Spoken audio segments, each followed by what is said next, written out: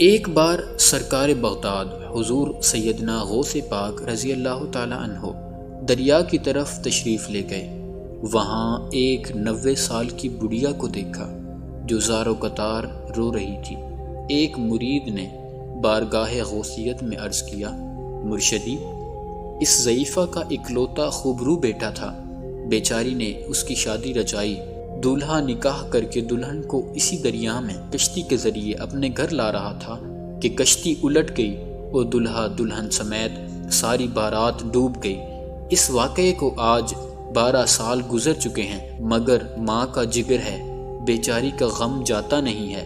یہ روزانہ یہاں دریا پر آتی ہے اور بارات کو نہ پا کر رو دھو کر چلی جاتی ہے۔ حضور غوث پاک رضی اللہ تعالی عنہ کو اس ضعیفہ پر بڑا ترس آیا۔ آپ رضی اللہ تعالیٰ عنہ نے اللہ عز و جل کی بارگاہ میں ہاتھ اٹھا دیے۔ چند منٹ تک کچھ ظہور نہ ہوا۔ بے تاب ہو کر بارگاہ الہی میں عرض کی، یا اللہ، اس قدر تاخیر کی کیا وجہ ہے؟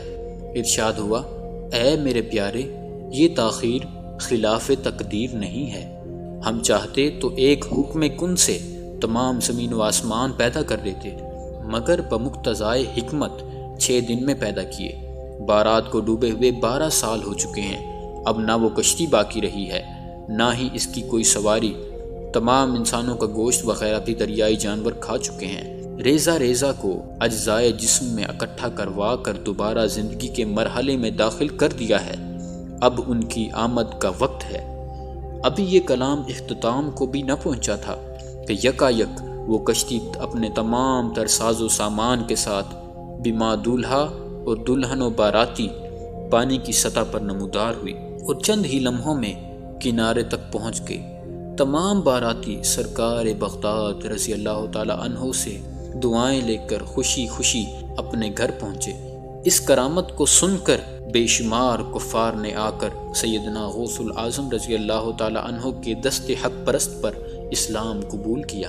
وہ وقت بھی آیا جب اللہ نے آپ کو وہ بلند مقام عطا فرمایا کہ حضرت غوث پاک رضی اللہ تعالی عنہ نے ایک مجلس میں عراق کے اکثر مشائخ کرام اور سب حضرات کے سامنے واعظ و نصیحت فرماتے ہوئے ارشاد فرمایا، قدمی ہاذہ علی رقبۃ کل ولی اللہ، میرا یہ قدم ہر ولی اللہ کی گردن پر ہے۔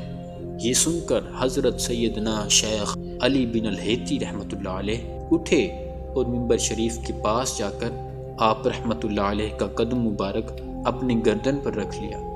بعد میں تمام حاضرین نے اپنی گردنیں جھکائیں۔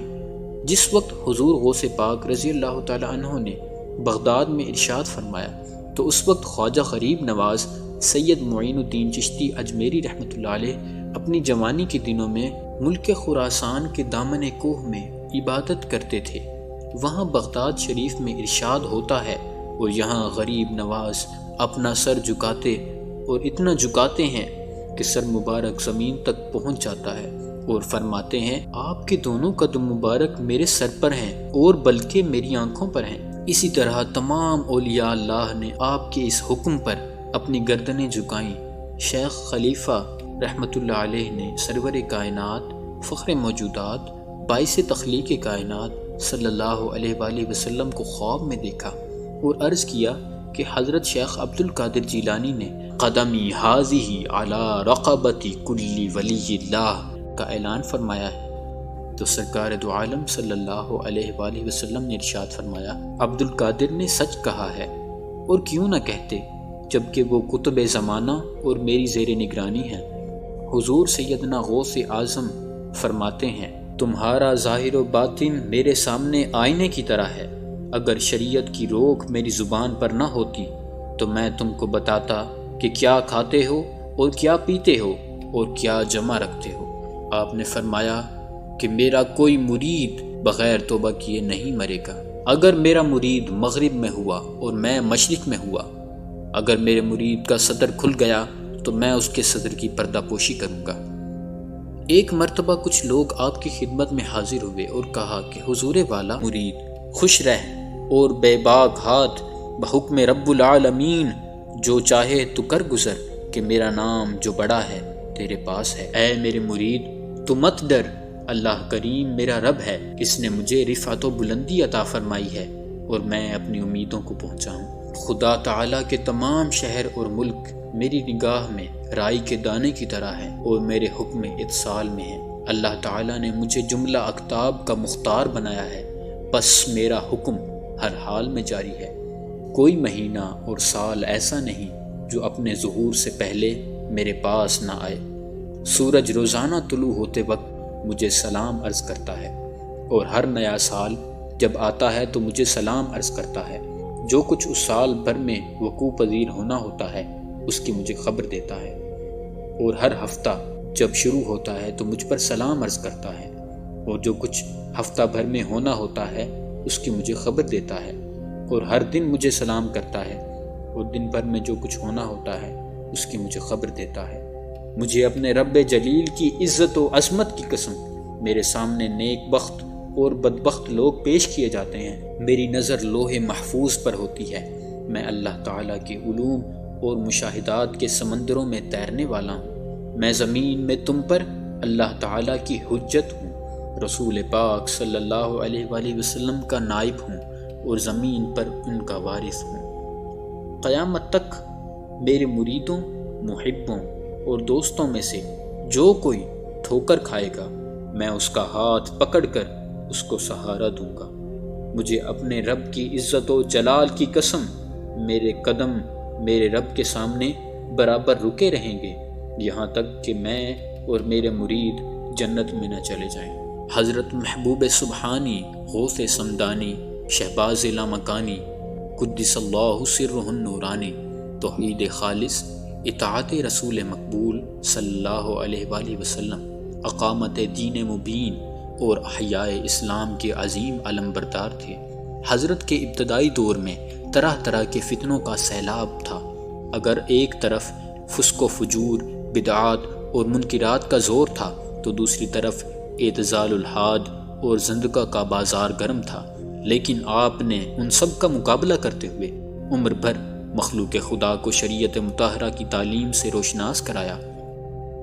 ایک خلق کثیر آپ کے علم و عرفان سے بھرپور ملفوظات و ارشادات سے سرور کون و مکان، شہنشاہ دو جہاں، سیاح لا مکان، مالک زمین و آسماں، خدا کے محبوب، دانائے غیوب، احمد مجتبیٰ، حضرت محمد مصطفیٰ صلی اللہ علیہ وآلہ وسلم کی دلدادہ اور عاشق ہو گئی۔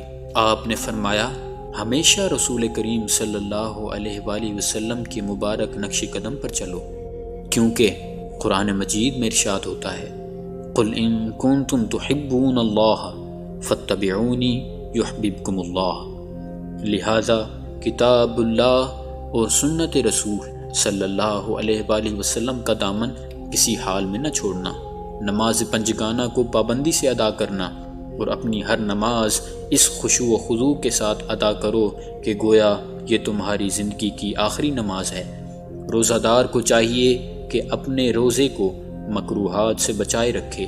انسان کو چاہیے کہ تمام ان کاموں اور اشیاء سے احتراز کرے جن سے شریعت مصطفی نے منع فرمایا ہے۔ جو شے انسان کو خدا تعالیٰ کی یاد سے غافل رکھے وہ دنیا ہے۔ انسان کو چاہیے کہ وہ دنیا کو دل سے نکال کر ہاتھ میں رکھے، تو پھر وہ اس کو دھوکہ نہ دے سکے گی۔ سچائی اور راست بازی اختیار کرو۔ اگر یہ دونوں صفتیں نہ ہوتیں تو کسی شخص کو بھی قرب الہی حاصل نہ ہوتا۔ آپ رضی اللہ تعالیٰ عنہ 561 ہجری کو بیمار ہوئے اور علالت کے دوران آپ کے صاحبزادہ حضرت سیدی شیخ عبد الوہاب رحمۃ اللہ علیہ نے آپ کی خدمت عالیہ میں حاضر ہو کر یہ عرض کیا، حضور والا مجھے کچھ وصیتیں ارشاد فرمائیے جن پر آپ کے انتقال کے بعد عمل کروں۔ تو آپ نے فرمایا، اے برخوردار، اللہ کے تقوی کو اپنے اوپر لازم کر لو، اللہ کے سوا کسی سے خوف نہ کرو، توحید کو لازم پکڑ لو۔ جب دل اللہ تعالیٰ کے ساتھ درست ہو جائے تو اس سے کوئی چیز خالی نہیں رہتی اور اس کے احاطہ علم سے کوئی چیز باہر نہیں نکلتی۔ میرے پاس سے ہٹ جاؤ، بے شک تمہارے علاوہ بھی میرے پاس کچھ اور حضرات تشریف لائے ہوئے ہیں، ان کے لیے جگہ فراخ کر دو اور ان کے ساتھ ادب سے پیش آؤ اور جگہ کو تنگ نہ کرو۔ آپ ملائکہ کی جماعت اور ارواح مقربین کے آنے پر ان کو سلام کا جواب بار بار دے رہے تھے اور فرما رہے تھے بسم اللہ آؤ۔ آپ بار بار اپنا ہاتھ مبارک اٹھاتے اور ان کو دراز فرماتے اور زبان مبارک سے فرماتے تھے وعلیکم السلام ورحمۃ اللہ وبرکاتہ۔ بعض اوقات آپ فرماتے توبہ کرو اور صف میں شامل ہو جاؤ، اور بعض اوقات آپ یہ بھی فرماتے نرمی کرو۔ اس کے بعد آپ کے پاس حق آیا اور موت کے آثار شروع ہو گئے اور زبان مبارک پر یہ الفاظ جاری ہو گئے میں مدد چاہتا ہوں لا الہ الا اللہ محمد الرسول اللہ کے ساتھ، جو پاک اور برتر ہے اور ایسا زندہ ہے جسے موت کا خوف نہیں۔ پاک ہے وہ جو قدرت کے ساتھ سب پر غالب ہے اور بندوں کو موت کے ساتھ مجبور کرتا ہے۔ لا الہ الا اللہ محمد الرسول اللہ۔ پھر آپ کی زبان مبارک سے اللہ اللہ کی آواز آنا شروع ہوئی اور آہستہ آہستہ وہ آواز مخفی ہو گئی اور زبان مبارک آپ کے تالو سے جا ملی۔ پھر آپ کی روح مبارک کف سے انصری سے پرواز کر گئی۔ آپ کی اولاد کثرت تعداد میں تھی، جن میں سے زیادہ مشہور یہ ہیں سیدنا شیخ عبد الوہاب، سیدنا شیخ عیسیٰ، سیدنا شیخ عبد العزیز، سیدنا شیخ عبد الجبار، سیدنا شیخ عبد الرزاق، سیدنا شیخ محمد، سیدنا شیخ عبداللہ، سیدنا شیخ یحییٰ، سیدنا شیخ موسیٰ، سیدنا شیخ ابراہیم۔